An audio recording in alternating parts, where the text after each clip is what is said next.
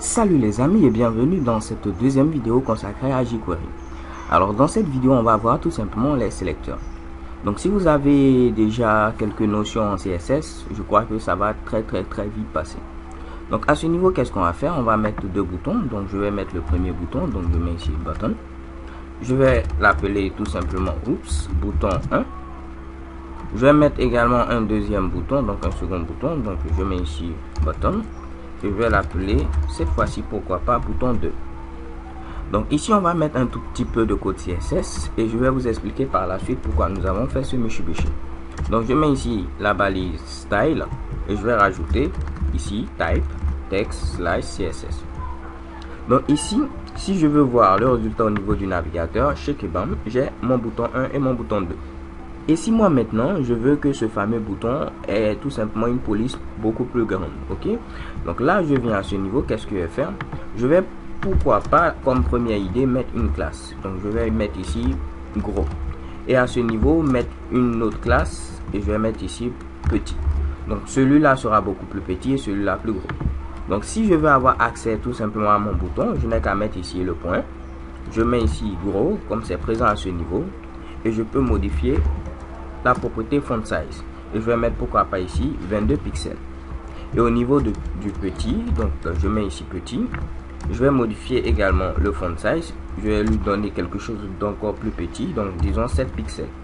Si je viens à ce niveau et que j'actualise chez Kebam, on voit ici ma police est beaucoup plus grande et celle-ci beaucoup plus petite. Maintenant ce que je vais faire, c'est que je vais avoir plusieurs boutons qui auront cette classe gros là. Donc je mets ici ce Mitsubishi ainsi. Donc là ce sera mon bouton 2, mon bouton 3, pourquoi pas ici je vais modifier et mettre bouton 4, ok? Donc à ce niveau on verra que tous mes différents boutons alors auront tout simplement ici cette classe gros là, donc c'est à dire auront une police de 22 pixels, une taille de caractère 22 pixels. J'actualise et chez Kebam, voici ce fameux Mitsubishi là. Supposons maintenant que à ce niveau, on veut mettre la couleur bleue. Donc au niveau du deuxième bouton, comment faire? Donc au niveau du deuxième bouton, si je veux mettre la couleur bleue, je ne peux pas faire référence à la classe ici gros. Si je fais référence à cette classe là, en effet, ce que je vais mettre va être appliqué à l'ensemble des boutons. Donc par exemple, si je mets ici à ce niveau color et je mets ici blue, tous mes éléments, donc ces trois boutons là, auront ici la couleur bleue.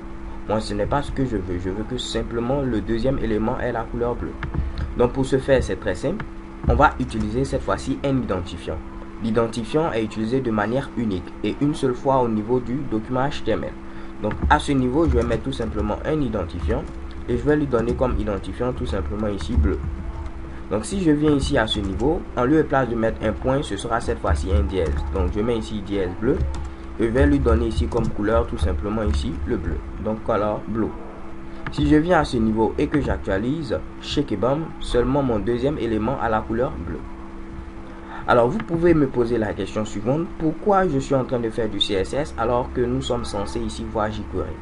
Parce que tout simplement jQuery utilise les mêmes sélecteurs que ceux que nous avons au niveau du CSS. Donc pour pouvoir vous montrer ce Mitsubishi, qu'est-ce que je vais faire? Je vais mettre une balise script à ce niveau. Je vais rajouter type text comme ceci /javascript. Et pour pouvoir sélectionner un élément avec jQuery, il faut mettre $, ouvrir les parenthèses et entre double quote à ce niveau, il faudra mettre tout simplement votre sélecteur. Si je veux sélectionner par exemple je veux sélectionner par exemple le dernier élément qui est présent à ce niveau, donc petit. Je n'ai qu'à mettre ici point et je mets ici petit. Si j'ajoute tout simplement une méthode, ici la méthode hide qui permet de cacher l'élément, je dis tout simplement il faut sélectionner l'élément qui a la classe petit. Donc c'est cet élément là, lui tout seul. Ensuite il faut le cacher avec hide, donc le bouton 4 normalement doit disparaître. Si je viens à ce niveau et que j'actualise chez Kebam, le bouton 4 disparaît. De même à ce niveau, si je veux cacher tous les éléments qui ont la classe gros, je mets à ce niveau tout simplement point gros et je mets ici hide. Donc si je viens et que j'actualise, tous mes éléments qui ont la classe gros sont cachés à l'exception de l'élément qui a la classe ici petit. Donc en lieu et place d'utiliser le $ qui est présent à ce niveau, on peut utiliser tout simplement jQuery comme ceci. Mais moi je préfère utiliser le $ parce que c'est plus facile à écrire. Donc si je viens au niveau du navigateur et que j'actualise chez Kebam, rien ne change. Alors les gars, voici en grosso modo comment fonctionne jQuery. Si vous avez tout simplement une structure HTML assez complexe, donc vous aurez ici des sélecteurs assez complexes pour pouvoir, disons, repérer de manière unique vos différents éléments. Alors je vous donne rendez-vous à la vidéo suivante.